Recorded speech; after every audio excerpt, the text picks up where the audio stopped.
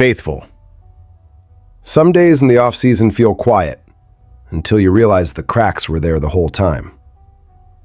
What's happening around Santa Clara right now can shape how we walk into September, and it hits offense, chemistry, and the heartbeat of the locker room all at once. There's one medical detail that changes the timeline. There's a market play that could either hand Brock Purdy a real weapon or watch it slip away. And there's a domino effect that forces some uncomfortable choices. And here's the part I need you to keep in the back of your mind as we go. None of these stories are separate. They're connected. By the end, I'm going to tie them together into one decision this franchise can't dodge. But first, be honest with me. Are you the play it safe type? Or do you want the front office to take the swing right now? Now hit that like button, subscribe, and drop a comment, because I want to see where the faithful stands on this. An All-Pro tearing his Achilles on wildcard weekend isn't just an injury. It's an alarm going off inside the building. George Kittle went down against the Eagles, and for a while the question became this heavy shadow. Does he come back in 2026? Or are we really going to be forced to survive a season without the emotional anchor of this offense? Here's the thing. Kittle's surgery, in his own words, sounds cleaner than the worst-case panic people had in their heads. He described it as a clean tear, said they didn't have to drill into his heel, and that the repair point has better blood flow, which matters because that can shave time off the recovery window. That doesn't magically erase the possibility of him missing games, but it does lower the fear of him being out for the entire year. And the impact is bigger than just, we're missing a tight end. Kittle isn't only a target, he's a tone setter. He's the guy who seals edges, helps the backfield get downhill, and changes how defenses call red zone snaps. If he's ready early, the playbook opens up and Purdy gets that reliable get-out-of-jail option on 3rd and long. If he's not, you don't replace that with a random name and pretend it's fine. It bleeds into protection, tempo, and even how rested the defense stays. So here's the conflict that's going to split the faithful. Do you build this offseason like Kittle is coming back and treat week 1 as realistic? Or do you protect yourself like he's going to miss a big chunk of the season? Quick vote. Are you all in on the return and spend resources elsewhere? Or do you want the team to invest now in a tight end who can realistically carry the load early? There are two roads here. If the front office goes through the offseason without bringing in anyone who looks like a true top-of-the-depth chart option, that's a quiet signal the medical outlook is trending optimistic, and that Kittle being back early is part of the plan. In that lane, you can even see a world where he's aiming for week 1, like Matt Barrows suggested, even if it feels less likely if the season opens with that brutal 16-hour flight to Australia for a game in Melbourne against the Rams.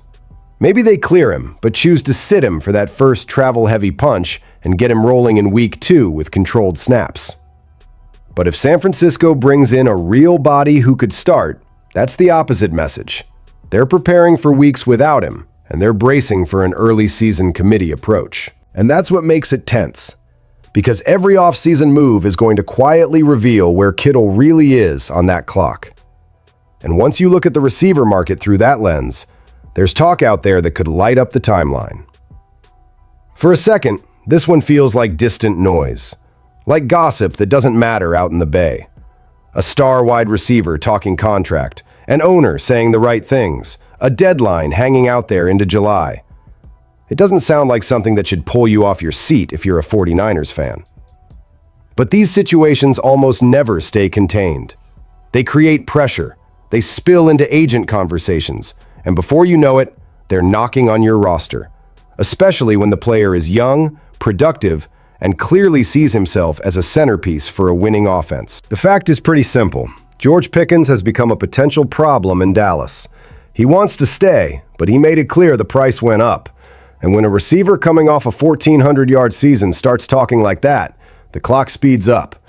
If the Cowboys don't get something done before that window closes, frustration builds, and a trade request stops being a rumor and starts becoming a real possibility. That's why San Francisco getting mentioned as a possible destination isn't random, it's need. Juwan Jennings could be gone.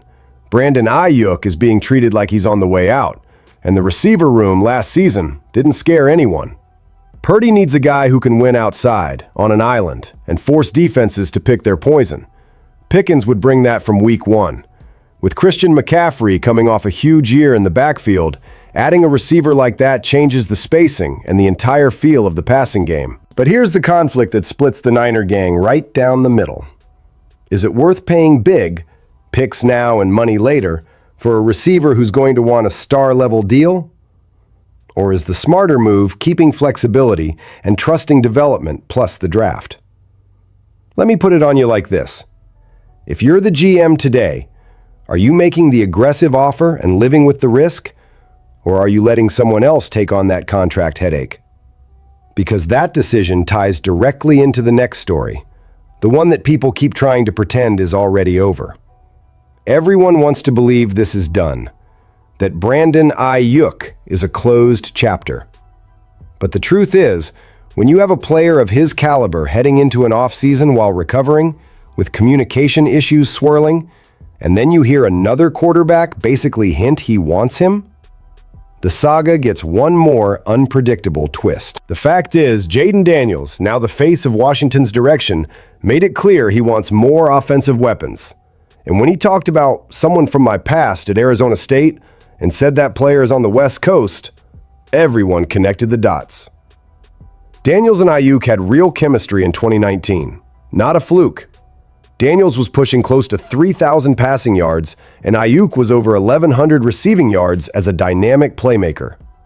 A quarterback doesn't forget that when he's trying to stabilize an offense. The impact for the 49ers is bigger than just outside chatter. Aiyuk's recovering from ACL and MCL injuries. The relationship with the team has gone sideways, and John Lynch himself said it's safe to say Aiyuk has played his last snap with the Niners, even if the exact transaction comes in due time.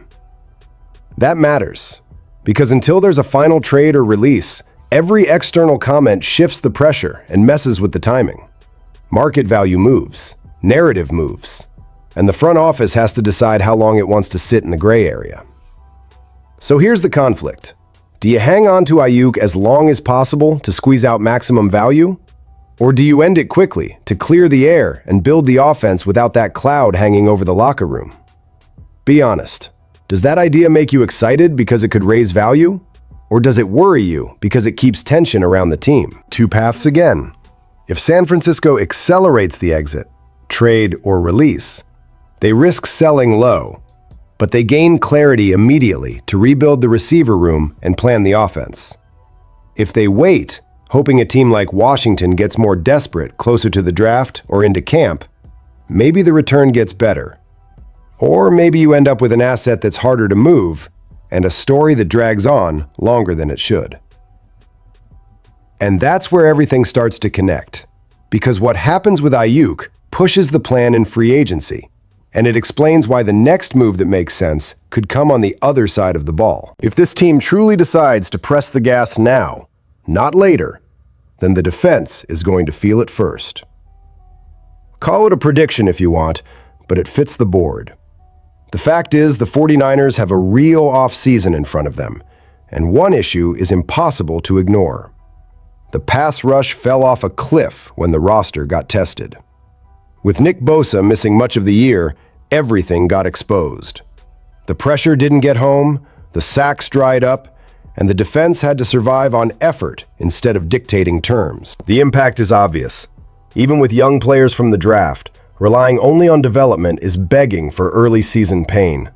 That's why the idea of adding 2 edge rushers in free agency doesn't feel dramatic, it feels necessary. A name like Arnold Ebiketie makes sense as a rotational piece with real upside. He had 6 sacks in back-to-back years before dipping, but his pass rush win rate shows he still creates problems. At 27, he's exactly the type of guy who could reset in a new situation. But the conflict here is where it gets spicy.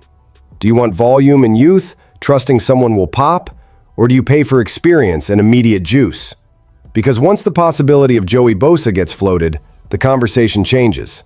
It's not just about technique, it's about attention. It's about offenses having to account for another threat. Even with health questions, 5 sacks, 5 forced fumbles, and over 50 pressures show there's still gas in the tank. And it doesn't stop there. Juwan Jennings gets pulled into this equation too. He's productive in the red zone, but the price can get uncomfortable fast. So what's the priority? Adding pass rush help that changes games, or paying to keep a familiar piece in the offense? I want you to answer that in the comments. What's the bigger urgency right now? Because when you zoom out, the ambition level shows itself. And that's why the vibe feels electric. Everything we talked about today points to one bigger question the faithful can't avoid. At the end of the day, it comes down to one decision. Push the chips in now, or accept a transition year dressed up as something else. Kittle's recovery sets the rhythm of the offense. The receiver market reveals how aggressive the front office wants to be. The Aiyuk situation closes a chapter that still hangs over the team. And the defense is screaming for help so you don't waste talent. That's the promise from the top, paid off. These aren't separate stories. It's one puzzle. So I'm asking you straight. Do you want the team to go all in to win now, or build with more patience? Hit like, subscribe, and comment your take.